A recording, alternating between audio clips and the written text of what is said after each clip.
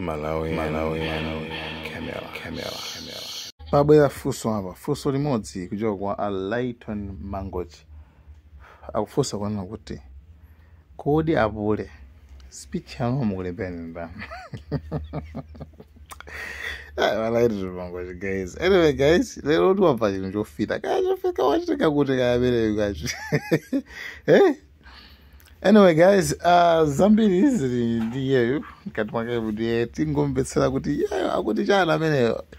Corporate Alayton Mangochi, activist wano wako Karonga. Guys, thank you so much. A president masipiji yanu kodi ndana malemba posachedwa apa muna bulanda pa sona speech utandauza kuti simakhala shuwa ndi chimene mmachita dzuloso mukubwera mukuti mukhala bize kuthana ndi katangale wake uti amene muthane naye a president ndi zinthu zingati zimene zakulakani pa utsogoleri wanu. East Bridging Foundation ali kuti ola kwawo ali kuti simunamange.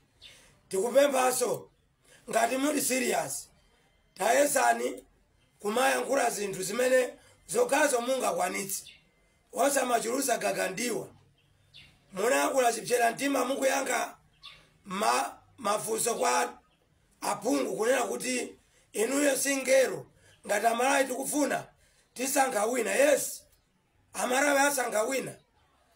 Musamati yankhule ngati ndife ana anu. Ifeso tili makolo alipo amene anatibereka.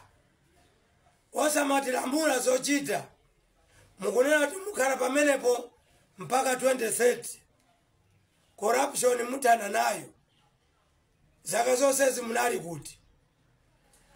Mene ndikunena pano Zuneth Sata ali ku UK yuko ali free. Amene anabweresa na Nkafumbwe mukatangale wa Malawi.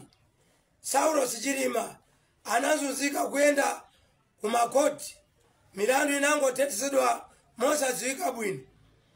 Ni mwangozi nkumakumana ndi ngozi kuchikangawa.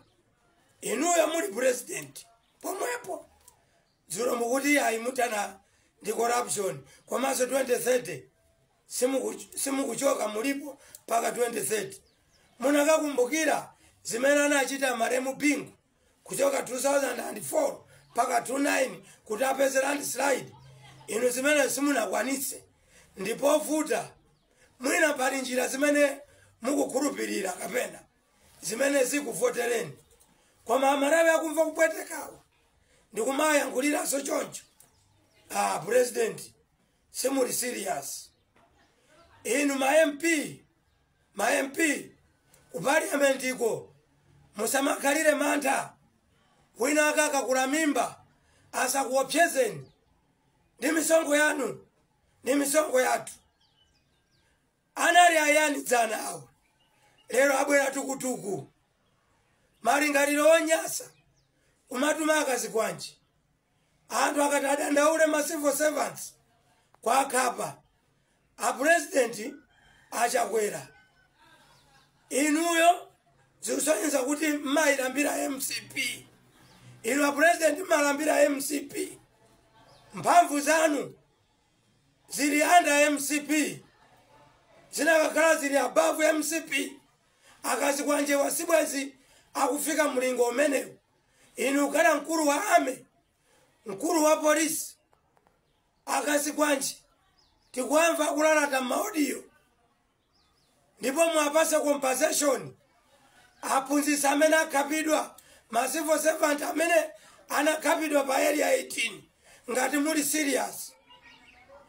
Andi Zuneth Satayo mumuitanisa abwere kuno tionedi inuyo ngati muli serious potana ndi corruption.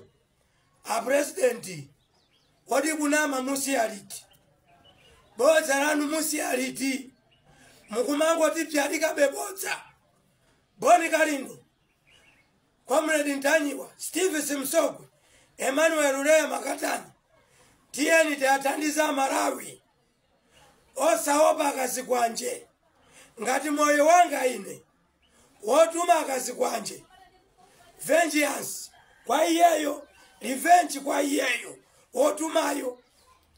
Muzifusa Malawi akandimanga ine, akandimanga chimachitikira ndi chanu kumbali yomangayo. Muzifusa sitinangoyima ndikumachita ntchito iyi. Tili steady.